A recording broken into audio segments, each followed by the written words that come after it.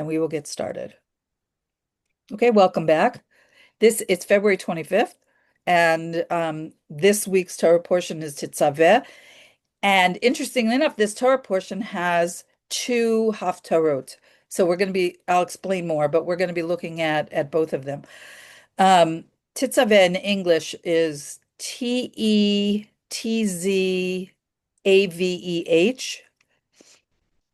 So we'll do a quick summary of the Torah portion, which comes from Shemot, from the book of Exodus, chapter 20. Um, you know what? This doesn't make sense what I wrote. Chapter 20 to 30 to 10. I have to look it up. Anyway, um, and then there's also the main Haftarah that is associated with this comes from Yechezkel, from the book of Ezekiel, chapter 43, verses 10 through 27. So we will, of course, talk about as we always do, a summary of the Torah portion, a summary of the Haftarah, the parallels, what universal wisdom we can derive. But also, I want to teach you about the concept of Parshat Zachor and what that has to do with this time of year. Okay, I see what I did.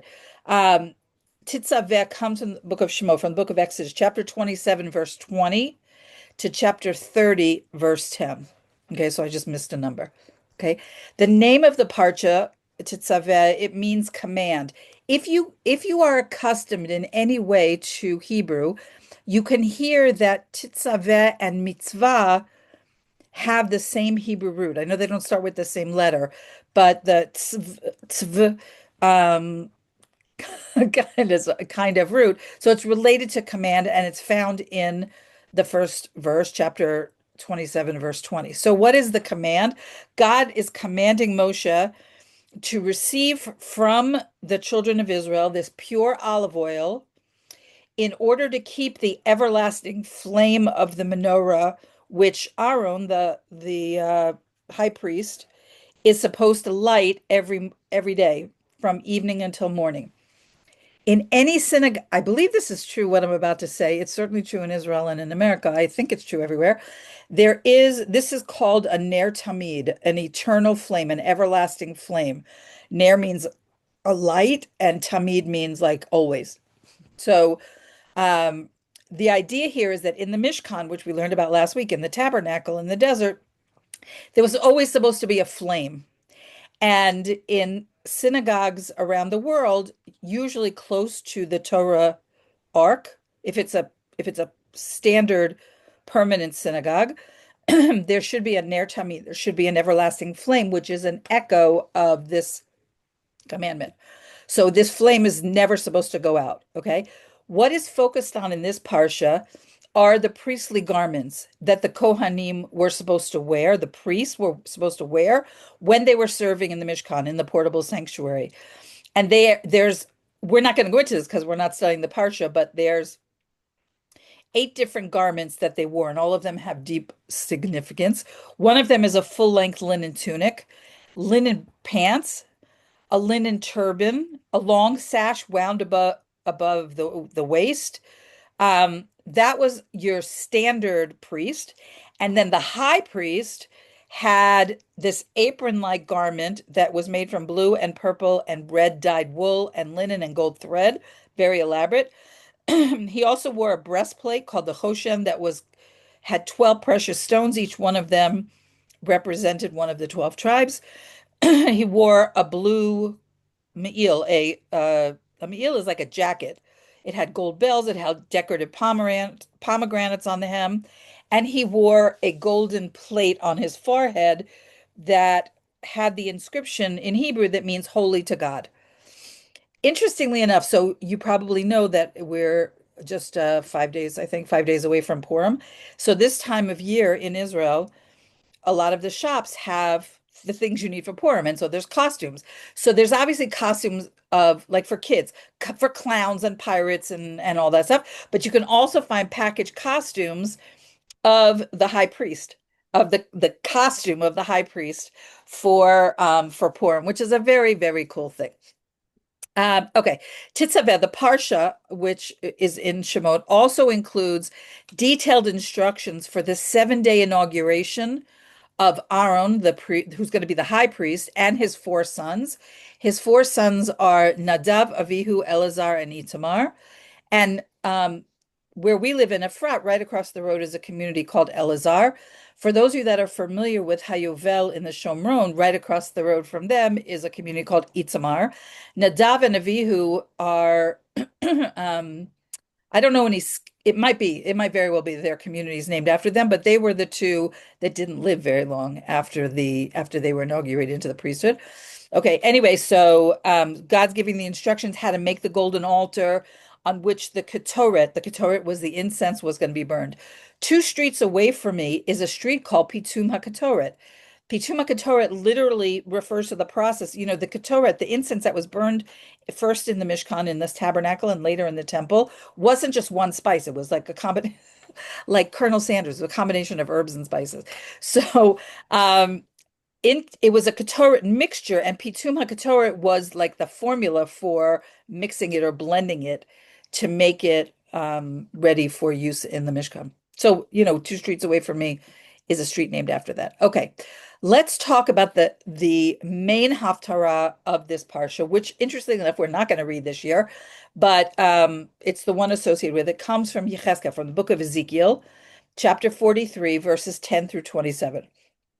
So Ezekiel is a prophet who's describing a vision of the altar that is going to be built for the third temple and its dedication ceremony, which obviously parallels this week's Torah portion that discusses the dedication of the altar of the tabernacle.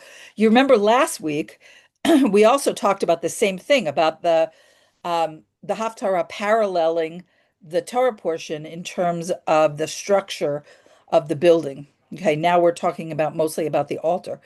So what's the time period? This is shortly after the destruction of the first temple. And that's when Ezekiel gets his vision of the third temple that's going to be built by the messianic figure. And God tells him to tell the Jewish people about this vision. And hopefully it's going to bring them to be embarrassed by what they've done wrong that caused the destruction of the first temple. And there's a famous verse: if they are ashamed of all that they have done, let them know the form of the house and its scheme, its exits and its entrances, and all its forms and all its laws and all its teachings. It would seem like maybe this is not the best time. The people are mourning the loss of the first temple and grieving the exile and so forth. Now Ezekiel's coming and saying, hey, sometime in the very, very distant future, we're going to have this third temple. Let me tell you all the details. But we'll talk about the wisdom of that in a minute. Anyway, then he goes on in detail to describe the altar of the third temple, the 7-day inauguration ceremony, and the offerings that are brought on it. Okay. So what are the parallels between these? Like last week, there's this focus on the sanctuary, right? There's the Mishkan, the tabernacle, the portable sanctuary, and the future temple. So in the Parsha, it focuses on the priestly garments, the lighting of the menorah, the daily offerings, the way that the priests had to be inaugurated into service, and also what the regular service would be. And in the Haftarah, which is about the future temple that Ezekiel is telling us about, it has detailed measurements of that altar, the dedication ceremony, the 7-day inauguration, and what will be the restoration of the proper sacrificial order. So the parallel is Teztaveh describing how the sacred service is going to be performed in the desert, in the Mishkan, and Yechezkel is describing what comes next. So it's a more messianic vision in the third and final temple when worship will be purified. Another parallel is the centrality of the altar. So Teztaveh the Parsha talks about the continual burnt offering, the daily rhythm of the service, the fact that in this Mishkan, God's presence comes to dwell among the nation. In the Haftarah, it's focusing almost entirely on the altar. It's remember last week I said this is one of the Home Depot parshas. It's very, very specific about the measurements, the precise measurements and so forth, but it also talks about the 7-day consecration. So the altar, it's not just functional. I mean, it is functional, but we're supposed to understand it as the spiritual heart of this place. So both the Mishkan and the temple, not just the third temple of Ezekiel, but all three temples are supposed to be, however you understand this, like a place where you could go to meet God. So the altar represents this in a physical dimension, this relationship between humanity and God, the physical place where human beings can go to meet God. A lot of people, when they come to Israel, if they're biblical or religiously inclined at all, they will go to the Kotel, to the Western Wall, to the Wailing Wall, whatever you call it, because they believe that somehow they can have an encounter with holiness at that location. And many people do. I don't know if I ever told you this story of the first time that I went. Did I ever tell you this? I'll just tell you again very briefly. So the very first time I was ever in Israel was in 1996. It was right after my husband and I got married. And I knew we had to go to the hotel because, like, you have to go, everybody goes. But I was very intimidated. I was very anxious about going. And so I kept putting it off and putting it off and putting it off. And then finally, when we went, um, the I don't know if it was like the buildup, whatever. Anyway, I started to cry and I cried for about an hour and a half from being in the presence of something I sensed but did not understand. Um, I th if I told you this story before, I'll tell you it never happened again. It was just that one time. But the parallel is that there are some places where there is a sense of holiness. You know, you might not feel it when you go to a movie theater, but you might feel it in a library, or you might feel it in nature, or you might feel it when you come to Israel. So the altar is like the most concentrated um, physical location where the divine and the human meet up. Also, there's this 7 day consecration. So in Teztaveh, in the book of Shemot, the book of Exodus, chapter 29, you can read about the 7 days of inaugurating Aaron for the high priesthood and his four sons for the like assistant priests. And then in Yechezkel, in chapter 43, there's 7 days of purifying the altar before it is in regular service. We're going to talk more about the significance of the number seven. It's very, very significant, but this is another parallel. Priestly identity and responsibility. So in Titzaveh, we talk about the garments of the priest, the fact that the high priest carries the names of all 12 tribes on his chest, on his heart, whatever, and also about the preparation for holiness. This is an important theme, that you don't just, holiness doesn't just like spontaneously appear in Jewish thought. It's something that requires preparation. We'll talk about that more. In Yechezkel, we also have the preparation that for the service has to be purified, because what happened was improper worship, idol worship, led to exile. So in both cases, both in the Parsha and in the Haftarah, we're talking about, again, the concept of leadership, having responsibility for the community, that to be a spiritual leader, to be a person of spirit who has spiritual authority, requires moral integrity more than the average person. That's one of the reasons why we hold clergy members to a higher standard, because the closer that you are to the sacred, the greater you are held accountable. Actually, there's a Talmudic teaching that Hashem judges the righteous much more strictly than the average person. That's one of the explanations for why Moses was judged so harshly for what appears to be a sin that in anybody else could have been forgiven. It's like the more, um, Laurie's saying she felt it at the Kotel and also at Machpelah. Right, Machpelah is, what do we call that in English? It's in Hebron, the tomb of the matriarchs and the patriarchs, where Adam and Eve and Abraham and Sarah, where they're buried. Um, Also, another parallel between the Parsha and the Haftarah is this concept of God dwelling among them. So the end of the Parsha, it says, "V'shochanti b'toch b'nei Yisrael," I will dwell among them, among the children of Israel. And Yechezkel's entire vision is about restoring that presence after exile. Okay, so the Mishkan is not the point.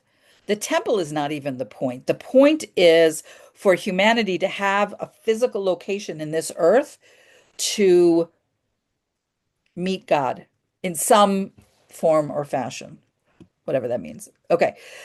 So both texts emphasize measurements, materials, the order of the ritual, the sequence, the exact, in very precise terms. And why is it so technical? I think in general, as a woman, and maybe you feel the same way, I prefer the parshas that are more narrative, that more tell the stories, of people's lives and stuff.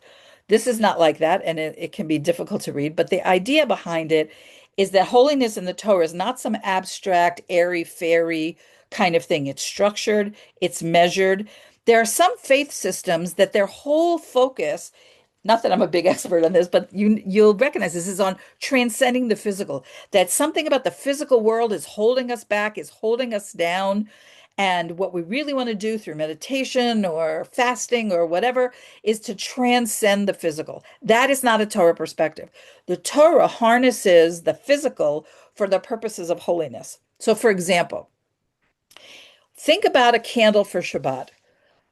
I a candle for Shabbat is simple white wax and a cotton wick. There is nothing fancy schmancy about it. It's not encrusted with diamonds. It doesn't have sparkles. It's just very simple white wax and a cotton wick. But that's what we use to inaugurate Shabbat. So we elevate the physical. Challah, which is obviously elevated holy bread, is made from very simple, normal ingredients: yeast, flour, salt, sugar, eggs, water. Okay. Very simple ingredients that when we do it in this way, with the proper measurements, in the right order, um, and so forth, what we get out of that is something yummy to eat, but also something that raises, that elevates the the simple physical ingredients into something higher. I believe that a couple years ago I taught you this idea, but in this context, it comes to mind again. I want to tell you. I don't have a visual for this because I'm just thinking of it now, but if you can picture a Jewish star, which is basically one triangle on top of another triangle, right? Can you picture it? So there's a teaching that the triangle that is pointed on the bottom and has goes up and is flat on the top represents men. And why is that? Because they are, through their prayer, through their Torah study, and so forth, they bring down holiness from above. Women who do things like light Shabbat candles and make challah or gestate babies that start from a single cell, we are the ones that are flat on the bottom and pointed at the top. Why? Because we take the physical and we raise it to a higher spiritual level. I think that's a very, if you can, I hope you can visualize what I'm saying, but that the together we make up, we cover a lot of ground. But the idea is that men excel in one area and women excel in the other. Okay, let's talk about some universal wisdom that we can get from this Haftarah, because we have another one to cover. So I'm going a little faster than usual. So there's this commandment that God tells Yechezkel that he should tell the house of Israel about the temple, about the future temple, so that they may feel ashamed of their iniquities and measure the design. So what's extraordinary about this? Yechezkel is told to this downtrodden people that have just lost their first temple, there's going to be another one. I'm going to tell you about it. You can study the design of it. You can let the vision of what's coming in the future awaken some moral reflection for how did you get yourself in this situation to begin with? So there's this principle that vision of what could be precedes transformation. You can't transform without a sense of what you want to be. So let's say, let me try to think of a good example. Um, let's say that you are an angry parent and you're constantly yelling at your kids and swatting them away, and this is not who you want to be. You want to be patient with them, you want to be more loving with them, you want to be less angry with them, and so forth. You have to have a vision of what that's going to look like in order to direct how are you going to get yourself there. Okay. So this is true in any way we want to evolve. So before somebody can make a change behaviorally, they have to see what does it look like. So before the people can get rid of this idol worship and so forth, what put them in this predicament in the first place, they have to see what does holiness look like. They have to be able to envision what would restoration look like. So the idea of God saying they should feel ashamed, it's not to humiliate them, it's to awaken them, if that makes sense. So people who are shown a higher representation or a higher model of what they could be or who they could be, that wakens up their conscience. So let's say that you're a school teacher and you have a student who's underperforming. I'm talking about like, kids. You have a child who's underperforming, but you know that this child is really intellectually gifted or at least of more intelligence than their grades or their work ethic or whatever would. So if you say to this child, I see potential in you, I see you could be at the top of the class, I see this in you, that can awaken something in them to work a little harder, be a little bit more diligent, and actually achieve their potential. But it takes somebody sometimes from the outside to be able to point that out. So this is Yechezkel's job. This is the prophet Ezekiel is trying to show the people you don't have to be mired in the schmutz that you've been in. You can imagine yourself closer to God, holier, and so forth. Now let's contrast that. I was thinking about this with a lot of Western culture is based on not achieving spiritually, but being distracted. So we have junk food, we have junk media, we have junk consumerism, which what do all those things do? They numb and distract the soul. Yechezkel's vision, Ezekiel's vision was meant to awaken and excite the nation about what's possible. So the parallel to our time, I was thinking about this, is when we think about the Messianic era and we think about redemption, a lot of times I feel like I certainly feel it, but it's true for all of us that we're all living in a kind of limbo, especially this week, because this thing about, this threat of are we going to attack Iran? Are we not going to attack Iran? It's been going on for weeks and weeks already. Um, but there is a sense that something's coming and that is going to be an improvement, right? It's going to be an improvement in the socio-political situation. In some people's vision, it's going to lead directly to the Messianic era. I don't know exactly, but a lot of us we know that the world that we live in is imperfect. We know that there is more perfect times coming with the redemption, with Mashiach, with the rest of the Torah that we're going to learn, with the end of evil and all that. But we don't live there yet, right? So when you could just say, "Oh my God, life is so terrible. It's so hard. It's so nauseating, whatever," that you could just distract yourself with junk food and junk media and junk consumerism, and that's how a lot of people function.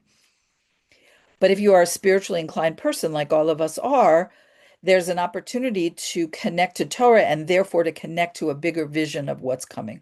Okay, I think I hammered that point enough. Let me move on. I want to go back to this precision issue, precision as a spiritual discipline. So the Haftarah devotes a lot of attention. It's not the most exciting Haftarah to read. Exact altar measurements, heights, widths, steps, borders, the order of the offering. Now, how is that, you might say, how is that spiritual? Because if you think about the opposite of that, which is chaos, chaos is what led to exile. So, what precision offers is repairing moral disorder. So, if a society collapses ethically, to restore it, you can't restore it in chaos. You need structure, you need boundaries, you need holiness. So, healthy marriages, healthy institutions, healthy nations all require boundaries. If you have freedom, but you don't have boundaries, it's like raising children without discipline, right? It's not a human ideal. And so even though the degree of precision that's discussed in the both in the Parsha and this Haftarah is it's a bit much for me, to be honest, but I'm trying to get to the underlying idea that our lives require structure and we can be more successful if we have structure. So sometimes this is a problem for people when they get to the stage of life where they're retired and they don't have a job to go to every day, and maybe they don't have like regular things, that so I'm sort of semi-retired, right? So I work part-time. I mean, I write and I teach and 3 times a week I study with different people, and twice a week, in a good week, twice a week, I go swim or I go to the gym or like I have certain, and of course there's Shabbat, which is the ultimate structure around the week, right? But it's not the same as when I was raising children and when I was working 9 to 5 and I had a different kind of structure. So some of us are in a stage of life where we have to impose structure, but structure is very important. Okay. Some of you, I think, are homeschooling, and you know that in homeschooling, you have to impose a structure or else you just have chaos. Um, we talked about this, about the altar, the significance of the altar as the center of either the Mishkan or the temple, because the altar represents an acknowledgement that we are dependent on God. Every culture has to have some moral center. And if the center is something like power or pleasure or self aggrandizement or wealth or freedom without boundaries, then that society will disintegrate. The altar symbolizes that there's something higher than the self. Okay. Now let's go into this issue of the seven. We have the 7 days of rectification, of rededication of the altar. So the altar requires 7 days of purification before the service can resume, because restoration doesn't happen overnight. Healing comes in stages. So after betrayal, after corruption, after moral failure, after an institutional collapse, you can't just flip a switch and now everything is all better. You rebuild day by day. Healing takes time. This is true physically also. Let's say that you break a leg or you have surgery or whatever. You don't just like wake up the next day and you're totally back to normal. You have to rebuild a little at a time. So, seven is one of those magical numbers in Torah thought. And I want to talk about some of the ways that seven recurs in Torah and in Jewish life. So the first most obvious way is that the seventh day is Shabbat. Now, if you think about this for a minute, the concept of a 7 day week was something that God invented, and all of humanity accepted it. We are right now, by the way, in the month of Ramadan. I don't know a whole lot about the calendar, the Islamic calendar, but I think it's 9 months long. And so sometimes Ramadan is in the winter, and sometimes it's in the spring, and sometimes it's in the summer because it floats, right? So they have a different calendar. The Chinese have a different calendar. Even the Hebrew calendar is slightly different than the what I call the English calendar, whatever. There's another more official name for it. I don't remember what it is. Um, but like different societies have different calendars. But this concept of a 7 day week is something that, as far as I know, has universal acceptance in humanity. The 7 day week is not a human invention. And so Shabbat serves as this regular reminder that God created the world. Right. Also, you may be familiar with the idea that every seventh year is a Shemitah year. A Shemitah year, that's um, when the farmers in Israel let the land lie fallow for a year. After 7 cycles of 7 Shemitah years, we have something called Yovel, which in English is called Jubilee. That's the 50th year. And that is, it doesn't exist right now because we lost track of the counting, but it has certain halachic significance when it is a Yovel year. Also, the holiday of Shavuot, which literally means weeks, this is the holiday where we celebrate the giving of the Torah on Mount Sinai. That comes exactly 7 weeks after Passover. There's 7 branches of the menorah in the Holy Temple. If you're not familiar with it, there's a good time for me to tell you that the 7 branch menorah in the temple, which is a symbol of the state of Israel, is not the same as a Hanukkah, which has 9 branches. Okay, so the 7 branches, when you go to, like, let's say if you're visiting Israel and you go to a tourist shop, you may think that you're buying a Hanukkah menorah, but what you're actually buying is a temple menorah, a seven-branch temple menorah. So you have to count. Okay. Also, if you look in the book of Vayikra, in the book of Leviticus, chapter 16, it describes sprinkling the blood of the sacrifice seven times in the temple. Also, the Jewish mourning period, known as Shiva, you may be familiar with this. It lasts for 7 days. Shiva. So the Hebrew word for seven is Sheva. So we have Shiva, which sounds like Sheva. And interestingly enough, who are we obligated to mourn in this way? Seven relatives: a mother, a father, a sister, a brother, a son, a daughter, and a spouse. Those are the seven relatives for whom we sit Shiva for 7 days. There's also, after a wedding, there's 7 days of celebration for a bride and groom. That's called the Sheva Brachot, the seven blessings. There's seven blessings that are pronounced under the chuppah, under the wedding canopy. And then for 7 days after that, there's like a little party every day for the bride and groom, and maybe people who didn't get invited to the wedding, but do want to celebrate with the family and so forth. Also, the weekly Torah portion is divided in synagogue into seven aliyot, seven parts for reading. So the way that it works in a synagogue is every Shabbat there is a Torah scroll that has the parsha, and in an Orthodox synagogue, it's always men. Seven men are called up to make a blessing on the Torah, and then the portion, one of like 1/7, it's not always like an exact division, but one portion of it is read by an expert Torah reader, and then the guy who gets called up, he makes a blessing, and then he goes to sit down. They call up somebody else. That happens 7 times on Shabbat. Also, the two holidays, Sukkot and Pesach. Sukkot is a feast Feast of Tabernacles, I think that's what you call it. And Pesach, Passover, celebrated for 7 days in the land of Israel. Also, there's seven major biblical holidays: Purim, Passover. 7 weeks later is Shavuot, Rosh Hashanah, Yom Kippur, Sukkot, and then the holiday of Shmini Atzeret and Simchas Torah. There's also a teaching that seven represents the natural world. How so? Because there's 7 directions. I'm sorry, there's 6 directions: north, south, east, west, up, down. And then there's the center that connects them. That's a little bit of a deeper idea. So 6 represents the limits in the physical world, and 7 represents sort of the divine finishing touch on the world. I have a couple of more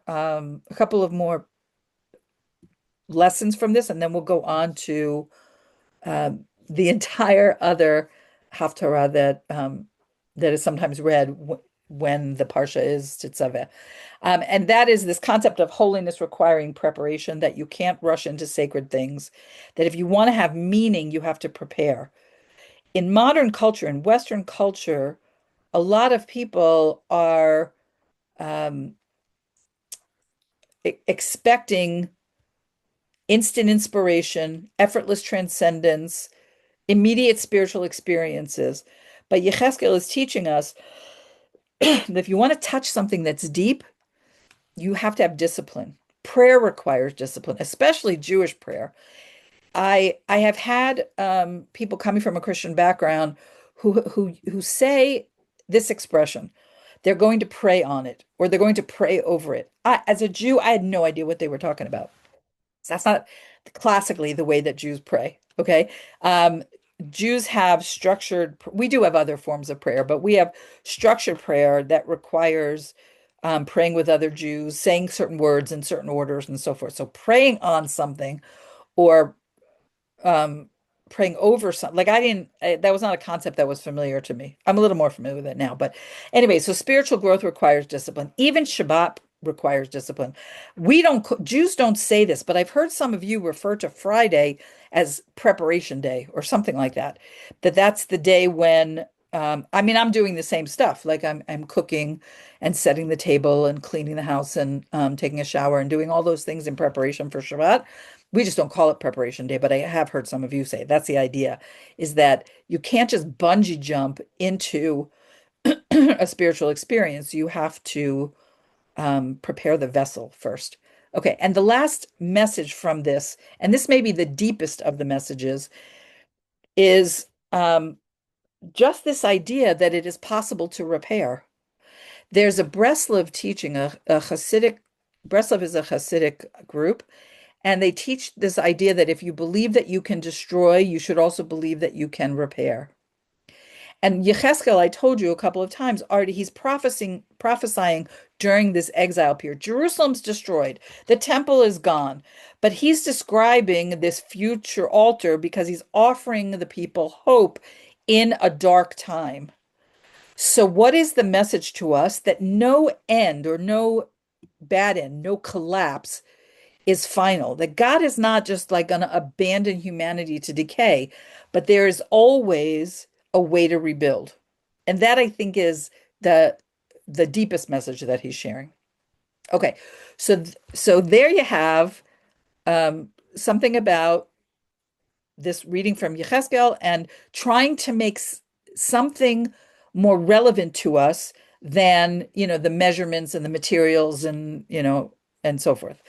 But now we're going to transition into this concept called Arba Parshia, which means the four parshas, four Torah portions. There are four special Shabbats leading up to Purim and Pesach. They're not consecutive, and they have special names, and they help us prepare for the holidays that are coming up. Okay, so one of them already passed. One of them is this week. The one that already passed, I didn't even mention to you, is called Shabbat Shkalim. It is either before or on, depending on how the calendar works that year, on Rosh Chodesh Adar, on the first of the month of the Hebrew month of Adar. And the shekel that's referred to here is actually in the temple times, everybody contributed a half shekel. It was like the temple tax, I guess, in order like to pay for the offerings and to pay for all of the things that it took to keep the temple running. Everybody in Israel paid towards this shared communal responsibility. So, and everybody paid the same. It wasn't like a percentage, like rich people got taxed a higher percentage or whatever. Everybody contributed a half shekel. In fact, in Israel now, there are some, I guess commemorative is the way to describe it. There is a half shekel coin that's in circulation, like if you're going to buy a pack of bubble gum or something. But there are like commemorative half shekel coins in memory of this practice, which doesn't happen right now, but existed in that time. Okay, then we have Shabbat Zachor. That is this Shabbat. And this is where we read in the Torah reading, we read the portion that talks about Amalek. I'm going to say a lot more about Amalek. This comes from Devarim, Deuteronomy, chapter 25, verses 17 through 19. It's just a short three verses. It's read to remember the evil act of Amalek. And it's connected. We'll talk about why it's connected to Purim. Just very quickly, the Shabbat after Purim is called Shabbat Parah, that talks about the whole red heifer thing. And then Shabbat HaChodesh is related to the beginning of the Hebrew month of Nisan, which is when Passover falls. Okay. Now, this coming Shabbat is the Shabbat immediately preceding Purim. So it's known as Shabbat Zachor. And the Haftarah for Shabbat Zachor is completely different than the one we just talked about. So what is actually going to be read is associated not with the Parsha of Teztaveh, but with this Torah reading in Devarim, in Deuteronomy, about Amalek. Okay, so it is, and Beth Ann knows this because she asked me a couple of questions about it. It comes from Shmuel Aleph, from 1 Samuel, chapter 15, verses 2 through 34. Very quick summary of the Haftarah. So God commands King Saul, Shaul HaMelech, to destroy the people of Amalek. And in order to avenge their unprovoked attack on the Israelites. And so the prophet, who's the prophet at that time? Shmuel, Samuel, he conveys to King Shaul, to King Saul, that God has commanded him to wage battle against the Amalekites and to leave no survivors, not human survivors and not animal survivors in that population. So Shaul, King Saul, he mobilizes the Israelite army and they attack and they kill off the entire population with a couple of exceptions. One is their king, whose name is Agag, and also they don't kill the best of the cattle and the sheep. So God comes back to Shmuel and he says, I regret that I have made Shaul king. He says, for he has turned back from following me and he's not fulfilled my words. Okay, so the next morning, the prophet has to go to the king and say to him, you didn't do what God said that you're supposed to do. And what does Shaul do? King Saul, he defends himself. He says, oh, I only spared the cattle and the sheep so that we can use them as sacrificial offerings to God.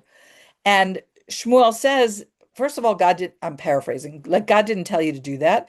And God is not looking for burnt offerings. He's looking for you to have obeyed him.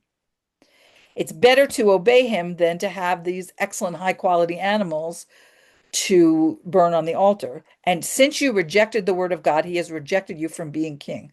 So this is where King Saul's troubles begin. He actually admits his wrongdoing and he invites the prophet to join him, um, returning home. And Shmuel, the prophet, says, nope, no, nothing doing. The Lord has torn the kingdom of Israel from you today and has given it to your fellow who is better than you. Obviously, this is a reference to King David. And then Shmuel himself, the prophet himself, kills Agag, the king of Amalek. Okay, what do we get from this story? First of all, there's a command to remember Amalek. It's not about revenge. It is about remembering the injustice that Amalek did to the nation of Israel. It's about protecting the vulnerable, refusing to normalize the cruelty of Amalek, and refusing to forget the terrible thing that happened. So a healthy society remembers injustice, not in order to perpetuate hatred, but to prevent the repetition of that injustice. So that's one message. Another message is that Shaul, King Saul, he fears public opinion because he admits, I feared the people and I listened to their voice. So he was getting some external pressure and he caved to that external pressure. And that is a crisis in leadership. If you lead, you can't be governed by popularity. That moral leadership, true leadership means you have to have the courage to disappoint people. Charisma is not the same thing as leadership. Leadership is accountable to a higher standard than just popularity. We see a very interesting psychological portrayal through the story of King Saul, because the prophet says to him, you were small in your own eyes. And so here's how the story of King Saul goes. First, he becomes insecure because he doesn't think he's really worthy. Then he becomes defensive. Then he becomes self-justifying. So first he disobeys, then he denies that he disobeyed, then he blames the people, and then he asks Shmuel, even though I did all these things, I'm really sorry, um, please can still treat me like the king. So the lesson here for all of us is actually that our egos are more uncomfortable with being corrected than we resist being corrected more than we resist doing the wrong thing in the first place. If any of you were following the discussion that Beth Ann and I were having on in our community, so Shaul, King Saul, spares Agag, the king of Amalek, and that in the time between King Saul capturing Agag and the time that Shmuel killed him, Agag managed somehow to find some woman and to sire a child. And so even though he dies, his seed continues, his line continues. And Jewish tradition connects Agag to Haman in the book of Esther, which links this parsha to Purim. Okay. So I hope that's clear. Haman is referred to as the Agagi, um, because he is the physical descendant of King Agag from Amalek. The lesson is that if you leave destructive forces partially intact, they return. And this is like incredibly relevant right now because of what's going on in Gaza. And some of you may have seen that right away, that or what's going to happen in Iran. Like if we don't destroy it completely, it will rebuild. And I'm not a gardener, but I think that this is a much more less violent example, but I think that if you have weeds and you don't pull them completely out from the roots, they just regenerate. So the same thing is true about destructive forces. If if you don't um, root the whole thing, or if you try to compromise with evil, or if you don't check it, it just grows. And that's a very important lesson, not just for the Jewish people in dealing with Gaza, but also all people dealing with anything that's destructive in their lives. Um, okay, there's also an idea of accountability here, that forcing somebody to be accountable is not a cruel thing to do. That the prophet Samuel, the prophet Shmuel, he ultimately has to execute Agag himself because Shaul didn't do it. And there's something uncomfortable to us, I think, in modern way of thinking about destroying an entire people. That makes us really uncomfortable. But I will teach you, this is something from our rabbis. It says, this is the quote: "He who expresses mercy toward the cruel and wicked will eventually express cruelty toward the merciful and righteous." This lesson is often used to emphasize the fact that if you are lenient, if you misplace leniency, if you misplace compassion towards somebody who's really evil, towards somebody who's really guilty, it causes suffering in the future. And so, even though it can be hard to do, sometimes we have to overcome our compassion in order to that our compassion is properly aligned with what is just in the world, because misplaced mercy enables future harm. And that is a very hard ethical balance in any civilization, but it's also a hard ethical balance if you are dealing with a situation of cruelty or evil or whatever in your world. I want to talk a little bit about this Amalek thing as I finish up. What is unique about Amalek? So the stories of Amalek you will find in Exodus chapter 17 and Deuteronomy chapter 25. So the nation attacked the weak and the helpless. They initiated unprovoked aggression, and they targeted the vulnerable people who were trying to escape, but who were at the end of the pack. Amalek is not something that we teach is a class of people or a group of people to hate. Amalek is a pattern of predatory cruelty.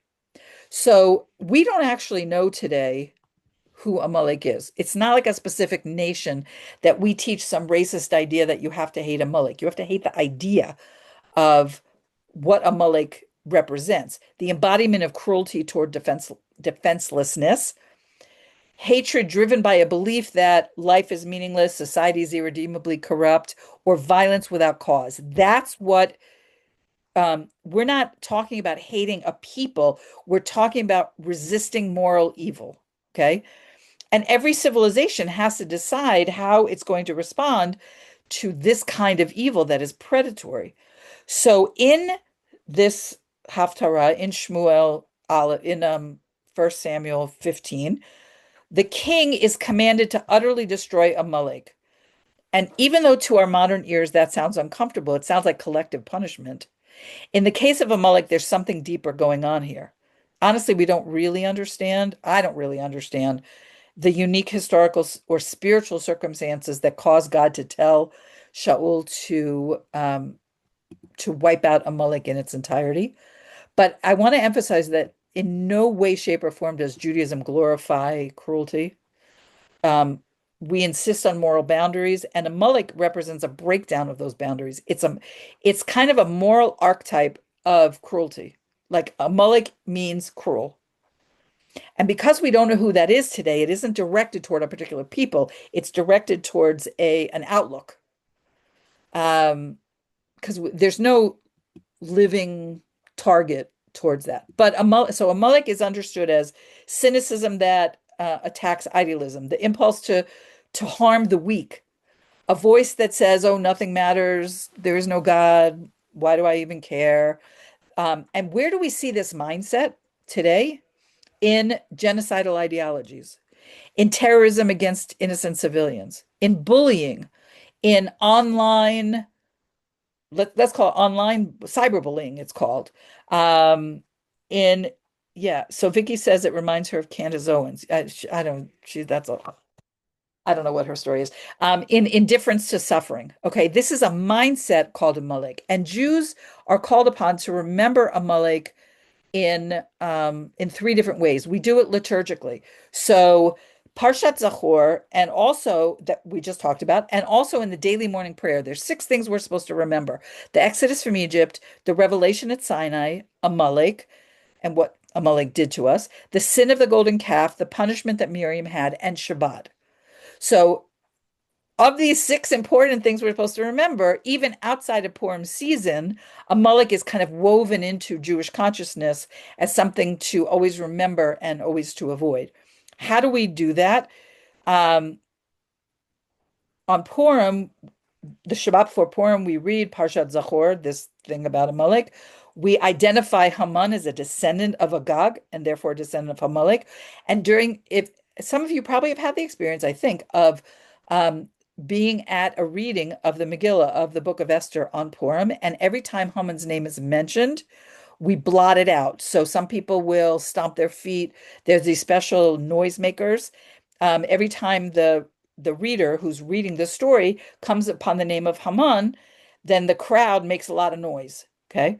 In order to blot out his name. Some people write the name Haman on the soles of their feet, and then they like stamp it so that they are literally blotting out his name during the reading.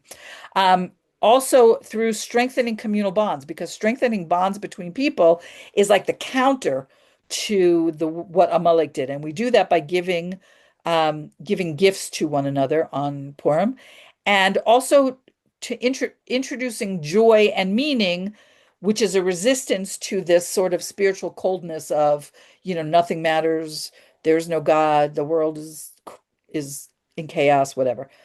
And just in general, anything that we do as a culture to resist cruelty and protect the vulnerable is considered like the antidote, is considered like, don't be like Amalek.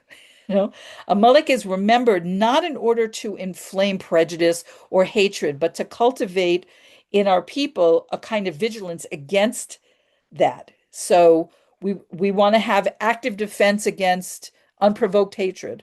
We want to have something opposite cynicism. Cynicism is a good way of describing it, right?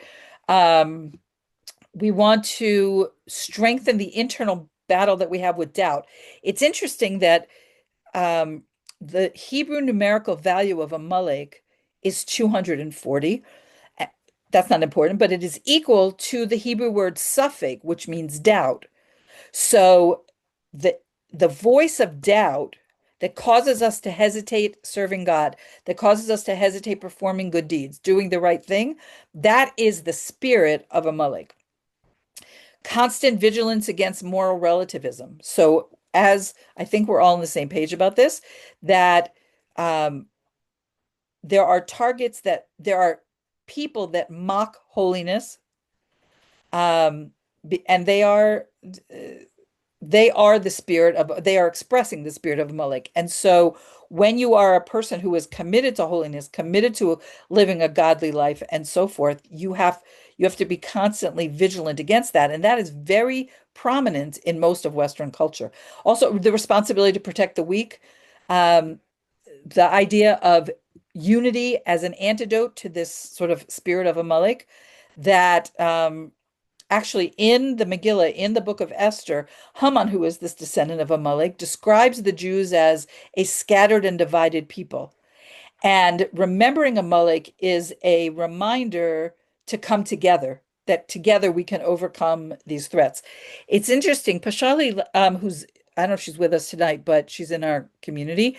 She lives in Germany, and she was telling me that in Germany, each Jewish community has like one physical, this is the way I understood it. It has one physical location. And no matter what kind of Jew you are, you may worship in different rooms, but you are together with the Jewish community. That certainly doesn't exist, I don't know, anywhere else I've ever heard of. And then also the story of Shaul, of King Saul, being commanded to destroy Amalek, but he loses his kingship when he doesn't do that. It teaches that when God commands against radical evil, that we should not have human pity overriding these divine instructions. Again, compassion for the wicked can result in cruelty to the innocent. And I'm just going to end with this story. When I was a teenager, my grandfather, who passed away many, many years ago, was abducted. And he was abducted by these teenage boys, and they had him in the trunk of their car. Um, he did eventually get out.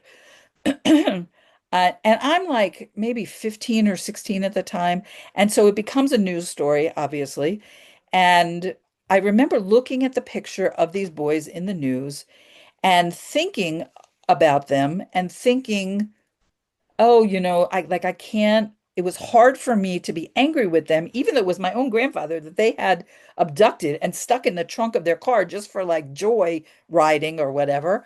It was hard for me to see them as um, for me to be angry with them. And I think that that's an example of having compassion for the wicked. I had compassion for them because now what's going to happen to them? Um, they're going